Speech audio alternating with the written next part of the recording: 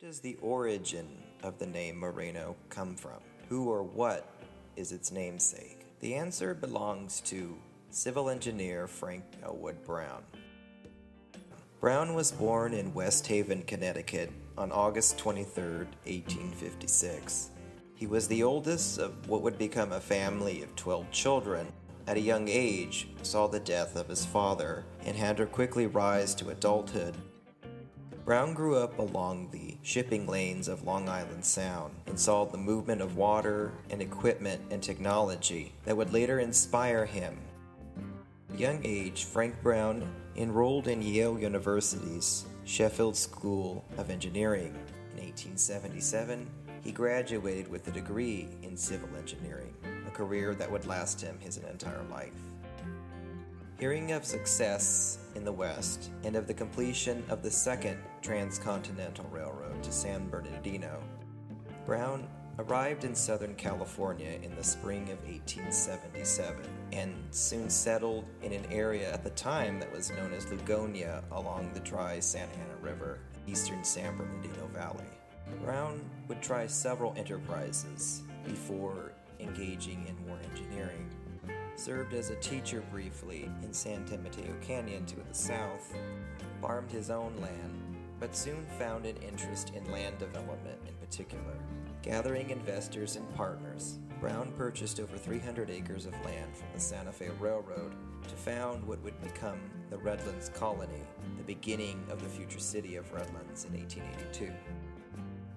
He also devised a system of wells and irrigation from along the Santa Ana River to help feed a growing and blossoming citrus operation.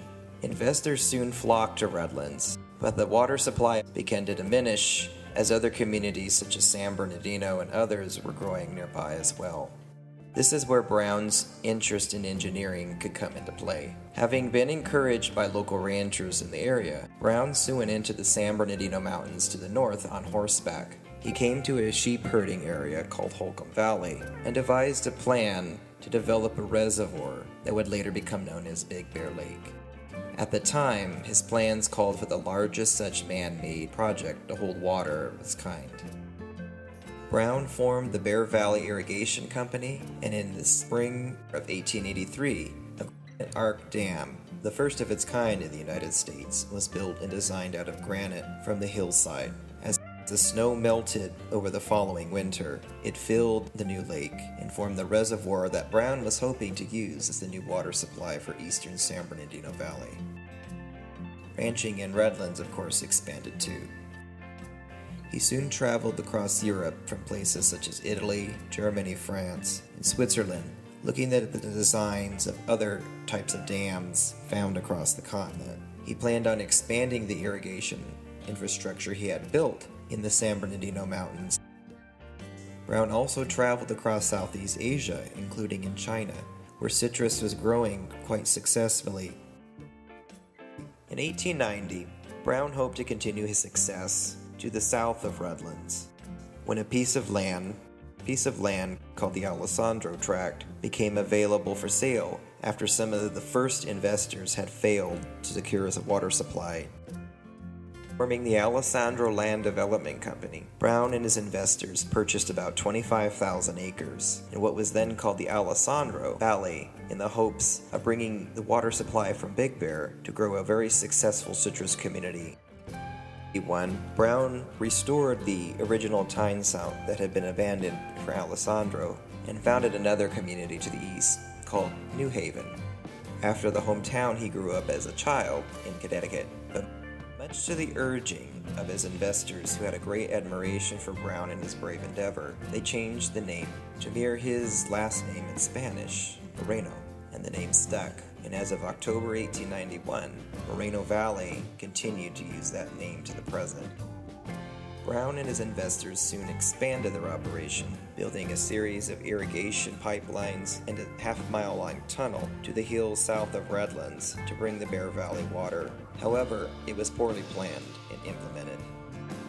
Executives of the Bear Valley Irrigation Company paid themselves exceedingly large dividends, refused to spend money on repairs for the infrastructure as it declined, and other exorbitant costs that caused the company to file for bankruptcy within just 2 years. When the infrastructure fell apart, in a disagreement over the way that the money was being handled, Brown left the company for other endeavors, and water was failed to deliver to communities that depended on it, such as San Bernardino, Redlands, Riverside, and of course the Moreno Valley. The Bear Valley Irrigation Company was sued for failure to deliver on its promises, toppled with not making Big Bear Lake large enough to keep the water supply large enough for all the communities anyway. It soon ceased to exist, and after years of court battles, the water was found to belong to only the residents of the San Bernardino Valley. All of the investors and hundreds of people that had moved to Moreno Valley were cut off from the water supply and either had to dig their own wells or move to other places for survival. This, of course, made Brown not welcome in Redlands, with quite a bit of anger from those who had invested in his ideas. The land that Brown had soon went up for auction, and it was purchased by Eli E. Hendrick, an industrialist from Pennsylvania that sought to expand a ranching operation he had in Riverside.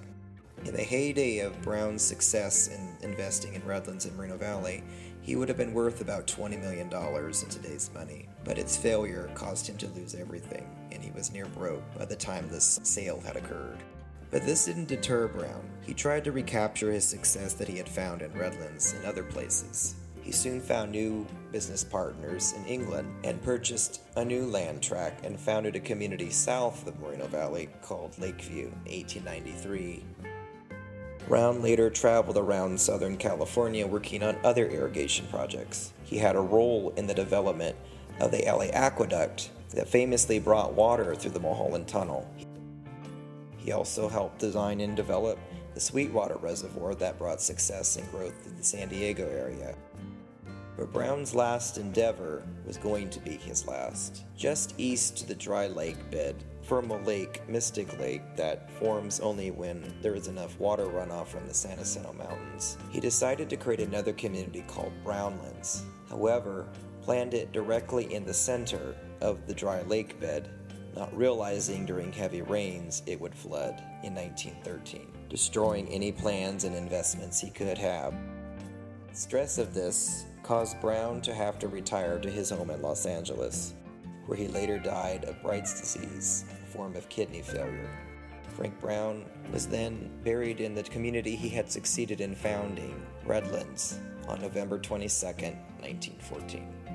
Despite Brown's setbacks and tragic death, he still established a legacy that lasted on for decades after. 4 communities in inland Southern California owe their very existence to his plans for development and investment. The population of these communities makes up almost 300,000 people today.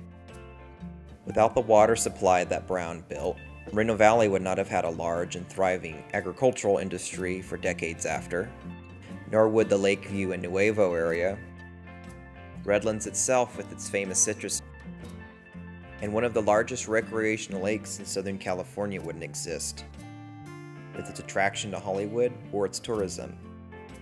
Brown also laid some of the foundations that made these large communities possible today. The street grids, the maps, systems of power lines, roads, and similar were all brought in part due to Brown's investment. Brown's example and legacy is one that can inspire anyone today. It shows how a little bit of human ingenuity, hard work, planning, investment, and having a vision can bring about such change in scientific and technological success in an area as rugged, challenging, and dry as Southern California once was.